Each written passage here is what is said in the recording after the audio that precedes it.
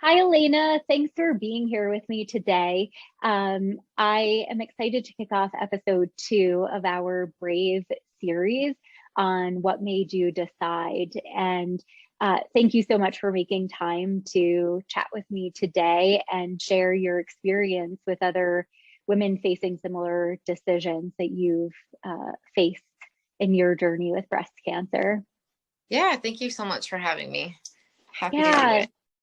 awesome. Thank you. Thank you. So I'd love to just get started by having you share a bit about your diagnosis and journey with breast cancer. Yeah. So I was diagnosed when I was 31, um, in 2017. It was initially, I guess, relayed that it was stage 2.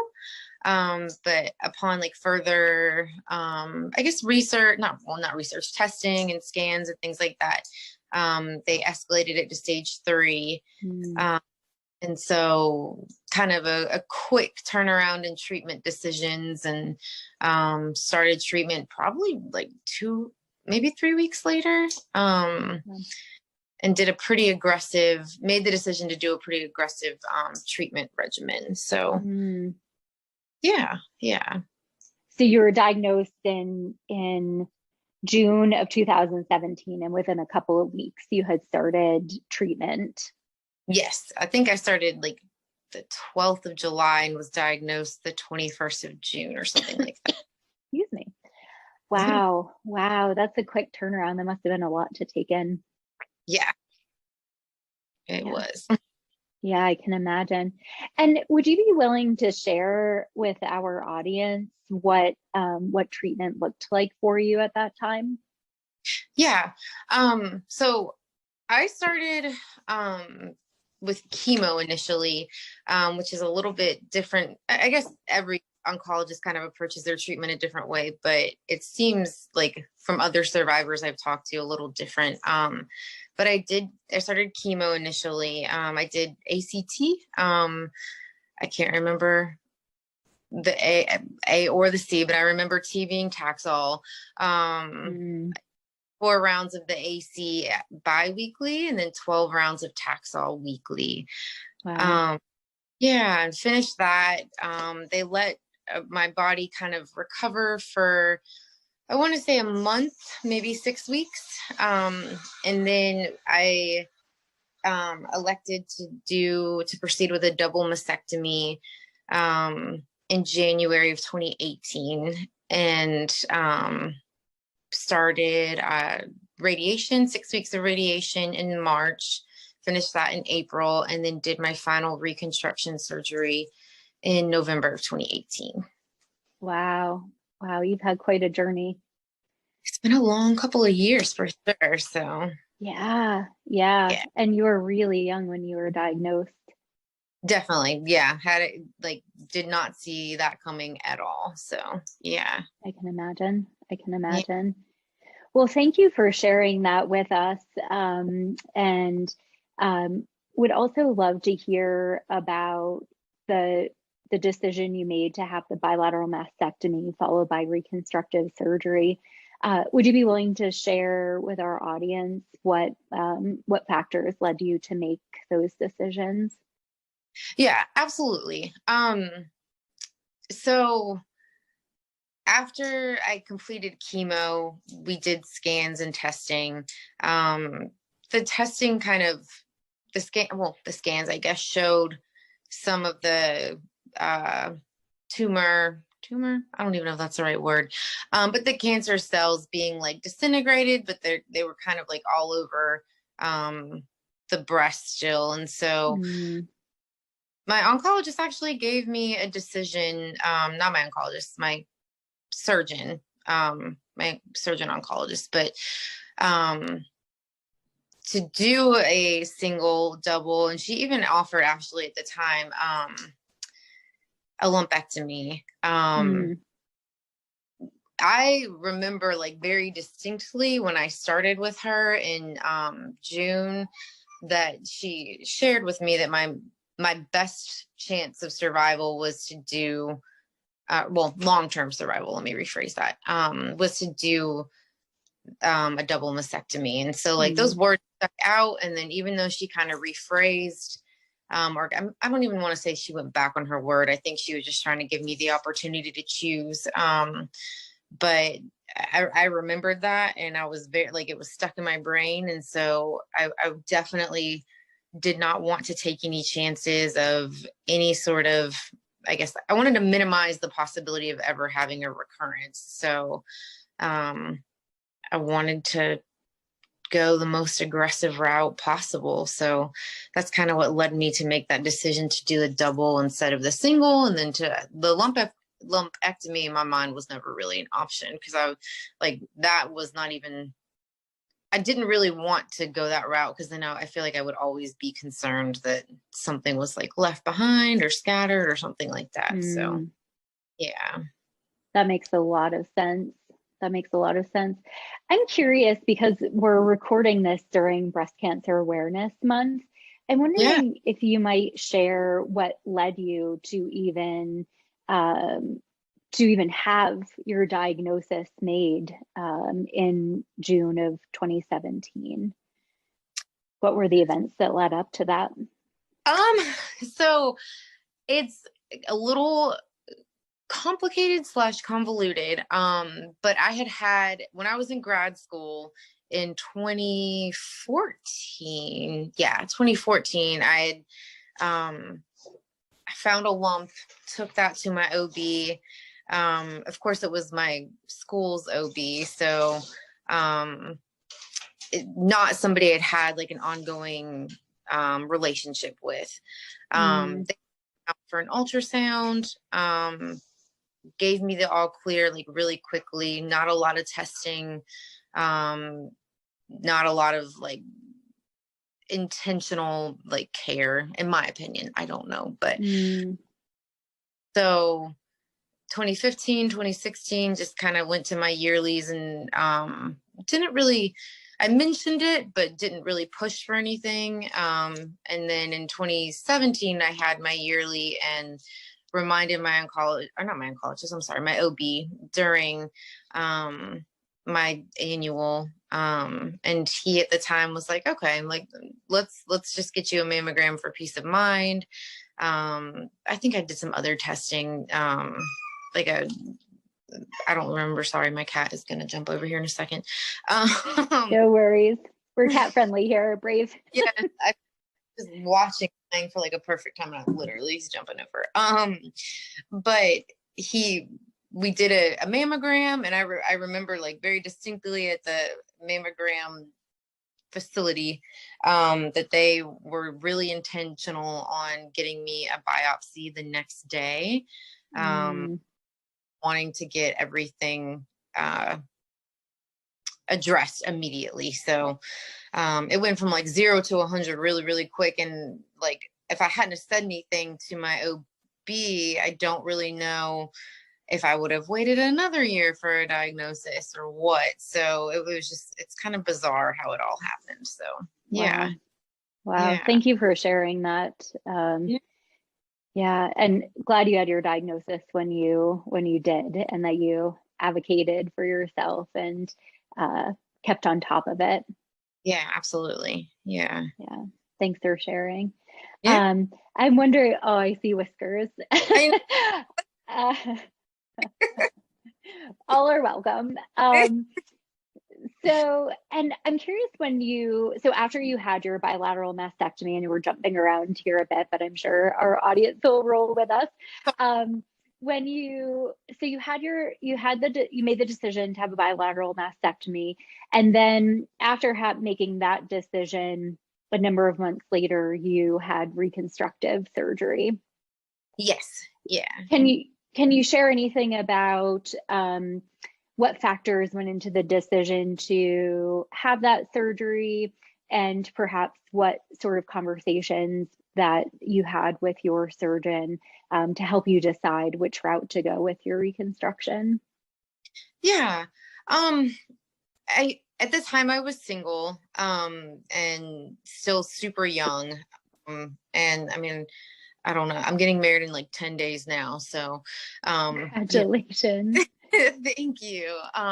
But I just kind of wanted some, I don't want to say that cancer like takes away all of your femininity, but like at the time when you're like going through chemo and like all of these changes and like crazy things are happening with your body, you're like, you just don't feel yourself or whatnot. And so, I thought, I mean, that kind of sounds like vain in it to an extent, but I really did want some sort of like normalcy back with getting reconstructive surgery and just feeling like, feminine again, I guess. I don't know if that Yeah. makes, yeah. Makes absolute sense. Yeah. Yeah.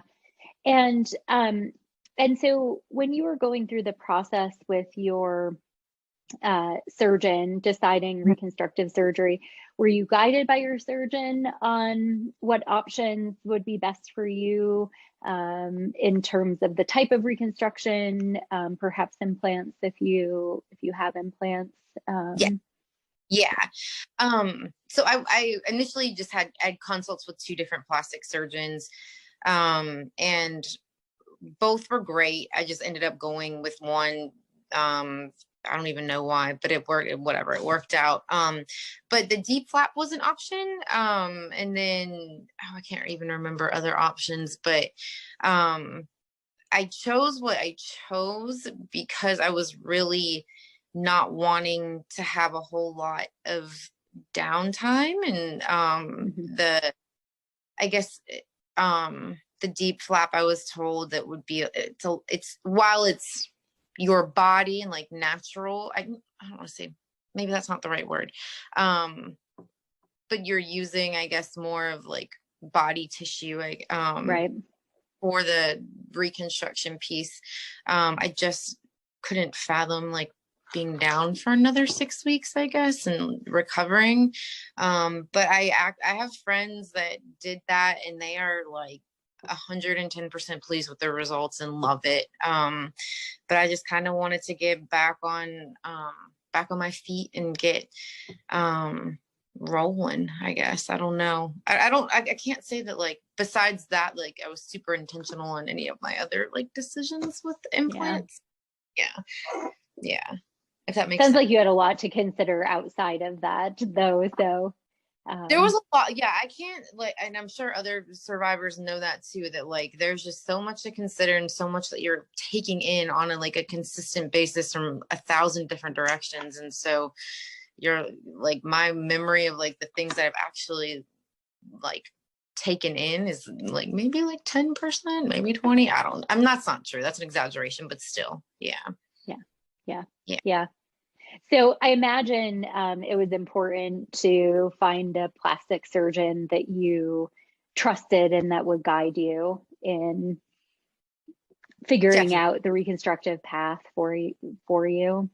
Yeah, I did my research on plastic surgeons in the area and wanted to make sure that we connected and like we had a rapport and that he was he listened and he cared and things like that. So definitely was something that I was like not gonna settle for just like somebody like that I didn't connect with, I guess. Yeah, yeah, that makes a lot of sense. I'm glad you found somebody that you could trust and that was helpful to you. Yeah, he's great. I like him a lot. Awesome, awesome. Yeah. I'm curious if there are any things that, as you were going through the course of your treatment and making these decisions about bilateral mastectomy, about reconstruction, if there's anything you wish you had known during the process. It's hard.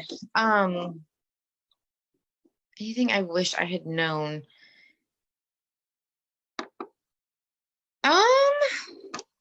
Oh my gosh, I feel like that's a really important question and I'm freezing on it. That's quite all right. It is quite a big question, right? Yeah. In light of everything you had to process. Yeah. And if nothing's coming to mind, that's totally fine too. Okay. I'm gonna like think about it while we continue talking, and then if I like think You know, for sure. Yeah. Yeah, yeah. Well, I'm also curious, for those women who are listening who may be facing this themselves, or any spouses, partners, caregivers that Yeah. might be listening, and people making these decisions, right? If there's any, what might you share with them? Any thoughts or Yeah. recommendations, things that you might offer to them in light of your experience? Yeah. I would recommend 110% to always have somebody with you. Mm, And COVID has kind of complicated that, but maybe if that's not a possibility, to if they allow you to like record the appointment. But like with people that have new diagnoses, and I know that this 110% occurred to me, I wasn't retaining a lot of the information that people were mm, throwing me. And so having somebody there, like being able to listen to the conversation again, so you can maybe think about questions, or they can think about questions that you weren't asking. Sorry, mm. he's like, Totally um, fine. and don't be afraid to ask questions either.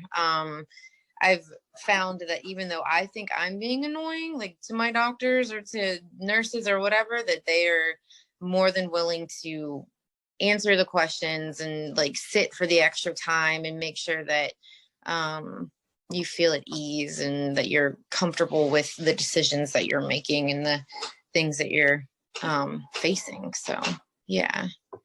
Yeah, yeah, that makes a ton of sense. And thanks for sharing those.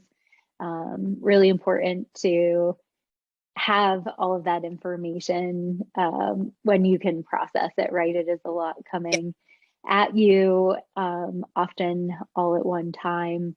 Mhm. And advocating for yourself certainly is really important.